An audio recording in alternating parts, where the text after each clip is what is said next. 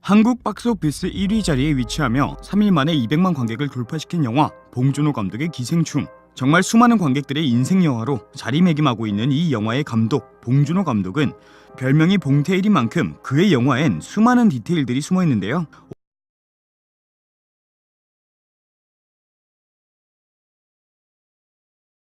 오늘은 이번 영화 기생충에 숨어져 있던 디테일들과 의미들을 알아보는 시간을 가져보려고 합니다. 자, 그럼 오늘도 무비트립 힘차게 출발해보도록 하겠습니다. 기생충.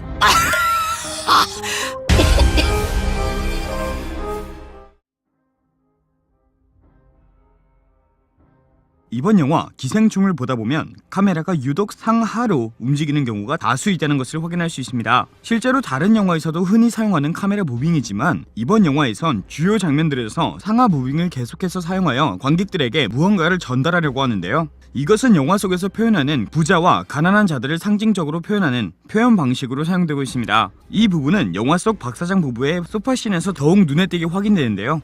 박 사장이 식탁 밑에 숨막힐 듯 좁은 공간에 위치하고 있는 기택가정과 기택가정 바로 위에 위치하며 쾌락을 위해 활동하는 박 사장 부부를 보여주며 이 둘의 사회적인 위치를 보여주고 있습니다. 그리고 이 상황에서 카메라는 위아래로 움직이며 두 가정의 상황을 연속해서 보여주죠. 실제로 이 영화에선 이러한 연출들이 상당히 표현되고 있습니다. 그 장면마다 우리의 마음속엔 무언가 무겁게 다가오고 있지만 말이죠. 지금 영상을 보고 계신 여러분들도 아마 떠오르시는 몇몇 장면들이 있을 것 같습니다. 이 부분은 정말 작은 디테일이며 많은 분들이 영화를 보시면서 쉽게 찾으실 수 있는 디테일 중 하나입니다. 바로 기택가족이 마시는 맥주, 즉 술에 관한 부분인데요. 기택가족은 영화의 초반 과자라는 안주에 비교적 저렴한 맥주, 필라이트를 마시고 있었습니다. 그리고 그 장면 이후 장면은 기우가 고액 과외 제의를 받게 되는 장면이었고, 그것을 수락한 기우와 그 이후 이어지는 스토리 이후 기택가족이 마시는 맥주는 필라이트에 비해 비싼 가격대를 가지고 있는 수입 맥주 사포로로 변하게 됩니다. 그리고 이내 박 사장의 집에 모두가 기생하며 사는 형국이 되었을 때에는 맥주가 아닌 양주를 마시고 있는 기택 가족을 확인할 수 있습니다. 우리 몸에 꼭 필요한 영양소가 아닌 삶의 만족도를 위해 필요한 기호식품의 대표주자인 술을 이용해서 기택 가정의 변하는 위치를 표현한 봉준호 감독의 디테일이라고 할 수 있겠네요. 영화 속에서는 부자와 가난한 자들의 차이를 계속해서 보여주고 있습니다. 그리고 가난한 자라는 것을 숨기고 부자들의 삶으로 들어가야 하는 기택 가족들은 자신들의 언행을 어느 정도 정돈하고 그들에게 다가가야 하죠. 대표적으로는 박 사장 가족들의 대화 속에서 조금씩 섞여 쓰이는 영어와 기택 가족들의 대화 속에서 쓰이는 욕설들을 생각할 수 있는데, 이후 기택 가족이 박 사장 집으로 들어가는 과정 속에선 욕설을 찾아볼 수 없다는 것을 생각할 수 있습니다. 이렇게 가난한 자들이 부자들에게 거리낌 없이 보이기 위해 모든 것을 바꿨지만 바꿀 수 없는 한 가지가 바로 냄새였죠. 극중에서 부자로 등장하는 박 사장은 기택의 냄새를 설명하며 무언가 불쾌함을 표출하고 있었습니다. 이는 겉모습은 바꿨지만 실질적인 근본은 쉽게 바뀌지 않는다 라는 현실을 꼬집는 것처럼 보였는데요. 그리고 그렇게 표현된 박 사장의 불쾌함은 영화의 마지막 기택의 충동적인 살인의 시발점이 되었죠.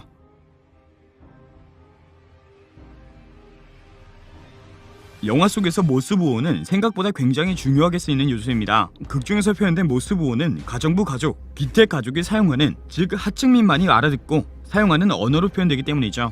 하지만 여기서 영화를 보신 분들이라면 이 두 가족을 제외한 인물들 중 모스부호를 알아들은 인물이 한 명 더 있다 라고 생각하시는 분들도 계실 것 같습니다. 바로 박 사장의 아들이죠. 네, 그는 모스부호를 알아듣고 해석할 수 있는 능력을 지닌 극중에서 표현되는 유일한 상층민입니다. 하지만 아들과 두 가족에게 모스부호는 완전히 다르게 표현되는데요. 두 가족에게 모스부호는 지하에 위치한 사람들이 밖으로 표현할 수 있는 유일한 통신수단이자 연락책이지만 박 사장의 아들에겐 여러 놀이들 중 한 가지 놀이에 불과한 것으로 표현되기 때문이죠. 그 부분이 가장 분명하게 표현된 장면이 바로 아들이 모스부호를 해석하지만 아무런 행동도 이어나가지 않는 장면입니다. 이 부분을 보면 박 사장의 딸이 언급한 쟤 있어 보이는 척 하는 거예요 라는 말도 시기 질투가 아닌 아들의 이러한 면모를 알아볼 수 있는 대사로 다가오는 것 같습니다.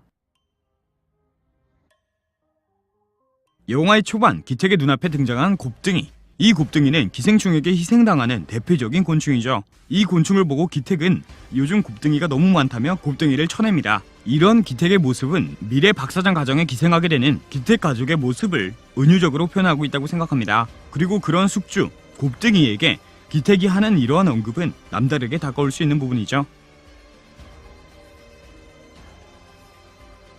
영화의 중반 가정부 가족의 진실과 기택 가족의 진실이 밝혀지고 두 가족의 다툼이 이루어지는 장면, 가정부 문강이 기택 가족을 보며 북한 말투로 이야기하는 장면이 등장했습니다. 많은 분들이 웃고 넘겼을 이 북한 말투 장면은 자본주의와 사회주의를 표현해주는 듯한 장면이었는데요. 실제로 문광의 남편은 박 사장에게 기생해 살아가며 자유를 잃었지만 이 생활에 만족하고 박 사장을 병적으로 신봉하는 것처럼 표현되고 있습니다. 그리고 그는 원래 자신이 여기서 태어난 것 같다 라고까지 이야기하며 얼마나 자신이 이 생활에 만족하고 있고 익숙해졌다 라는 것을 표현하고 있죠. 이 부분들을 보면 이정은 배우의 북한 말투 연기는 단순한 코미디 장면이 아닌 자본주의와 사회주의에 대한 의미를 품은 장면이라고 할 수 있습니다.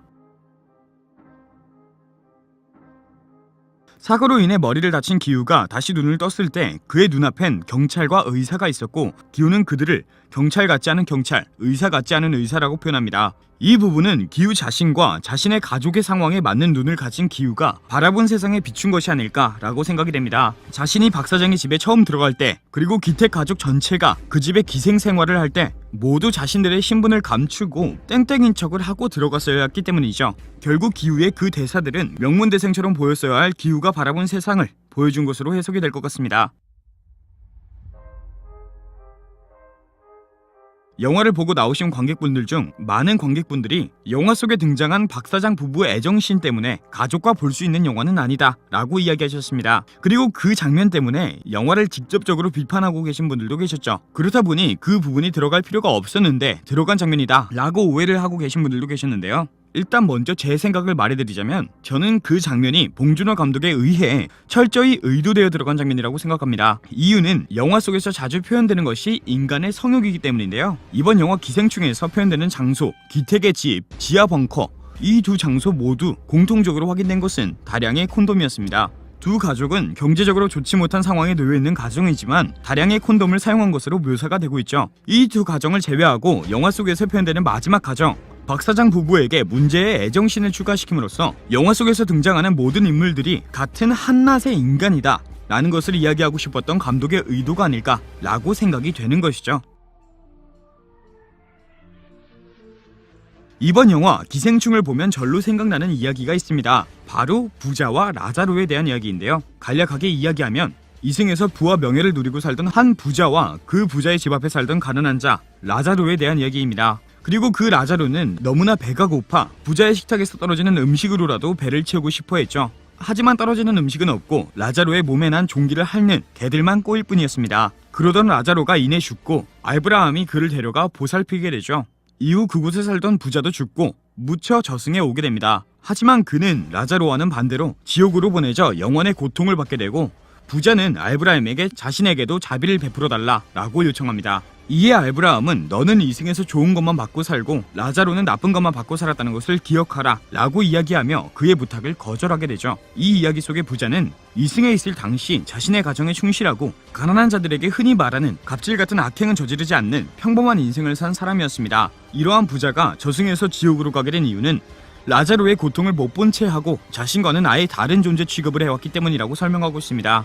부자는 자신과 라자로를 인간으로서 동일선상에 두고 그의 존엄을 인정해주지 않았다는 것이 이유였죠. 자본주의에서 나타날 수밖에 없는 빈부격차에 대한 이야기를 담은 부자와 라자로의 이야기와 영화 기생충은 상당히 많은 부분이 닮은 작품이라고 할 수 있습니다. 부자와 박 사장, 내가 원래 선을 넘는 사람을 제일 싫어하는데. 라자로와 기택 가족과 가정부의 가족을 예로 들면 정확히 이해가 가게 되죠. 영화 속에서 개가 가정부의 남편의 꼬치를 핥는 장면을 등장시킨 것을 보면 천주교 신자로 잘 알려진 봉준호 감독이 의도하고 연출한 부분이라고 생각도 가능할 것 같네요. 자, 오늘은 영화 기생충에 숨겨져 있던 여러 디테일들을 정리해드렸습니다. 이번 영화는 봉준호 감독님의 말씀처럼 이야기할 거리가 넘치는 영화입니다. 때문에 여러 가지 해설이 나올 수밖에 없는 영화이죠. 그렇기 때문에 제 해설과 해석이 100% 맞는 말은 전혀 아니고 여러분들의 생각과 같을 수도 전혀 없습니다. 혹시 여러분들의 생각이 있으시다면 댓글로 남겨주시기 바랍니다. 이번 영화가 영화인 만큼 여러분들의 생각을 듣고 싶습니다. 저는 지금까지 무비드립이었습니다. 감사합니다. 그냥 보고 나서 뭐 오만 생각이 다 드는 영화였으면 좋겠어요.